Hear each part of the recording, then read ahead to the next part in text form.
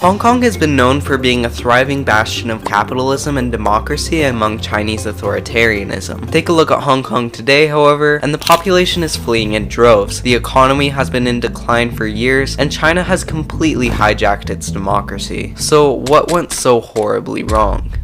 Let's start in the year 1997. Britain had held Hong Kong as a colony for a century and a half, but now it was time to return it back to China. However, under different governments, Hong Kong and mainland China had become very different, and so an agreement was made to rectify this. Called One Country, Two Systems, this principle would allow Hong Kong to keep its current economic and political system while still being under China's rule. This agreement is meant to last for 50 years, but as you'll see very quickly, it's not going so well. The first sign came in 2003. For some background, Hong Kong basic law is much like a constitution. It's made up of many articles, one of which being Article 23. Pause if you'd like to read it, but it essentially says any treason, secession, sedition, subversion against the Chinese government is prohibited. Or in other words, any act of defiance against the Chinese government could lead to arrest. This article hadn't actually been implemented yet, and so in February 2003, a national security bill was proposed to enforce it. Hong Kongers could see that China was trying to undermine their freedoms. Thus, on July 1st of that year, over 500,000 people protested against the bill. As a result, its support within the Hong Kong government waned, and the bill was thrown out. As time went on, however, more concerning changes emerged. Like in 2010, when attempts were made to insert pro-China propaganda into schools, or in 2012, when legislation was proposed that would arrest those who disrespected the Chinese national anthem. While all of this was troubling, none of it caused as much of an uproar as what happened in 2014. Back in the basic law, Article 45's ultimate goal is universal suffrage, meaning everyone can vote or run for office. This hadn't been fulfilled yet, but fortunately, on August 31st, 2014, after years of fighting and promises for universal suffrage, China announced that all Hong Kongers would have the ability to vote starting in the 2017 election. As a result, tens of thousands of people flooded the streets to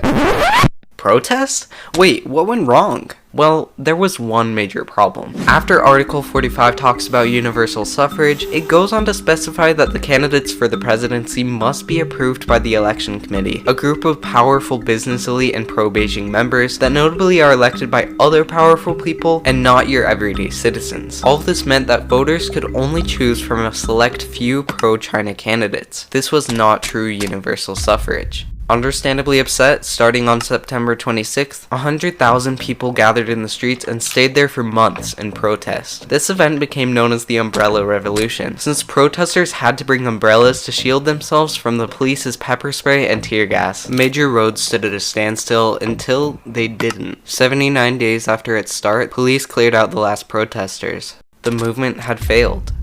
It didn't make enough of an impact on Hong Kong's economy for the high-up leadership to care, and so, unfortunately, nothing would change, and another pro-Beijing president would be elected. 2019 would bring success, however. The president proposed an extradition bill that would have sent accused criminals to mainland China for their trials, a place Hong Kongers knew would not treat them fairly and often ignored human rights. You know the drill. Protest time. On the protest's largest day, up to 2 million people marched through the streets. Months later, the bill was trashed. And while this was a win, in the meantime, police brutality had increased, and so their demands did as well. Protests would continue until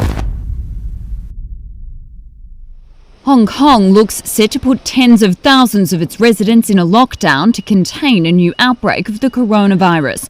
With COVID distracting the world and discouraging protesters from leaving their houses, it was time to do what the Hong Kong government had always failed to do. Remember Article 23? Well, just a couple months into the lockdowns, China was so eager to seize the opportunity that it bypassed the Hong Kong legislature and imposed this on the city. It was a national security law that finally fulfilled Article 23, meaning any negativity shown toward the Chinese government could now imprison you for life. COVID and this new national security law meant protests were silenced. With virtually no pushback, China could implement whatever policies they wanted. Soon, pro-democracy news outlets were raided by police and forced to shut down. More and more freedoms have become illegal. Arrests are much more common. Leadership has been made to be more and more pro-Beijing, and all of these trends are only strengthening. Hong Kong used to be a vibrant, lively city, full of optimism for a brighter, more democratic future. Today, hundreds of thousands are leaving. Many describe the city state as feeling hollow, and for the foreseeable future, it seems China will only continue to strengthen its grip on the city. Luckily, there is one country that has escaped China's authoritarian grip, that being Taiwan. China has never been able to control Taiwan to this day, and this is for 3 main reasons, which I explain here. Thank you to my patrons and to you for watching.